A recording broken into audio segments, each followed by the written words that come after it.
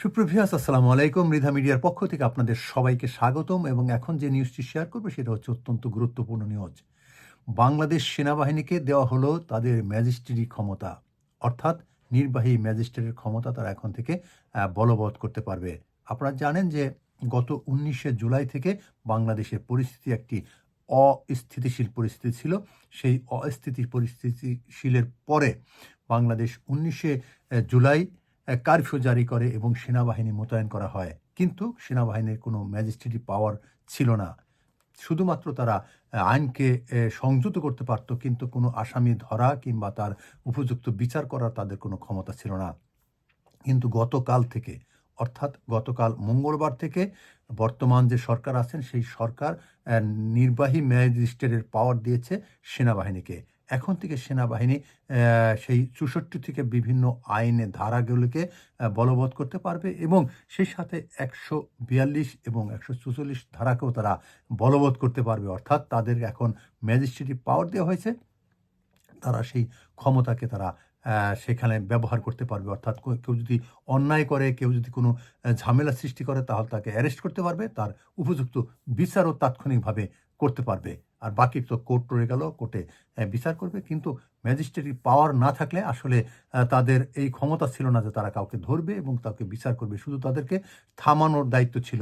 কিন্তু এখন তাদের পরিপূর্ণ পাওয়ার দিয়েছে এই অন্তর্বর্তীকালীন সরকারের পক্ষ থেকে। জনপ্রশাসন মন্ত্রণালয় থেকে এই অর্ডারটা দেওয়া হয়েছে যে এখন থেকে সেনাবাহিনী আগামী ৬০ দিন পর্যন্ত, অর্থাৎ ২ মাস তারা এই দায়িত্বটা পালন করতে পারবেন। ৬০ দিনের একটি দিন নির্ধারণ করে তাদেরকে এই ম্যাজিস্ট্রেটি পাওয়ার দেওয়া হয়েছে। সুপ্রিয় ভিউয়ার্স, আপনারা জানেন যে সেনাবাহিনী বাংলাদেশের মানুষের আস্থা, ভালোবাসা এবং বিশ্বস্ততা অর্জন করেছে। সেই আস্থা, ভালোবাসা এবং বিশ্বস্ততা অটুট থাকবে এমনটাই অনেকে আশা করেন। আপনারা জানেন যে গত ৫ই আগস্ট যে ঘটনাটি ঘটেছে সেখানে সেনাবাহিনী ভূয়সী প্রশংসা অর্জন করেছে। তারা এতটা প্রশংসা অর্জন করেছে যে সমস্ত বাংলাদেশের মানুষ তাদের প্রতি আস্থা আরও বেড়েছে। আপনারা জানেন যে ছাত্র জনতার আন্দোলনের মুখে সাবেক যে আওয়ামী লীগ সরকার ছিল তারা ৫ই আগস্ট আওয়ামী লীগের সরকারের প্রধানমন্ত্রী তিনি কিন্তু পদত্যাগ করে ভারতে পালিয়ে যান।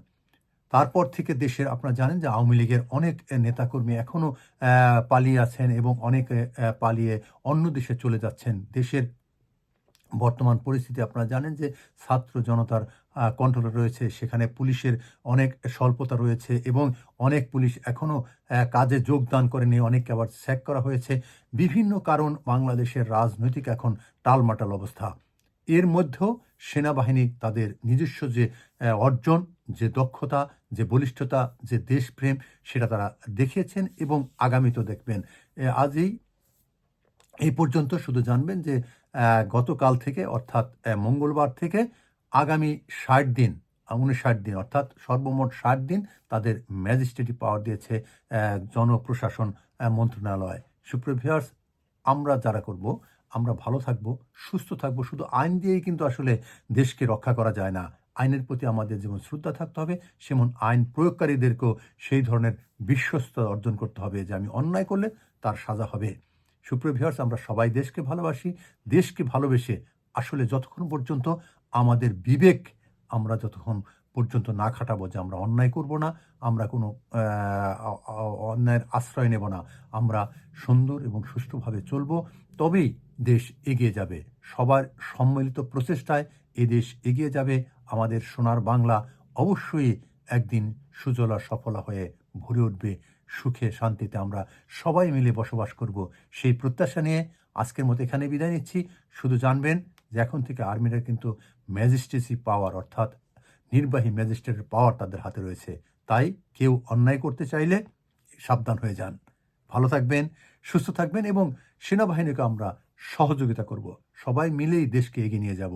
আজকে এ পর্যন্তই। সবাই ভালো থাকুন, নিরাপদ থাকুন, মৃধা মিডিয়ার সাথে থাকুন। আল্লাহ হাফেজ।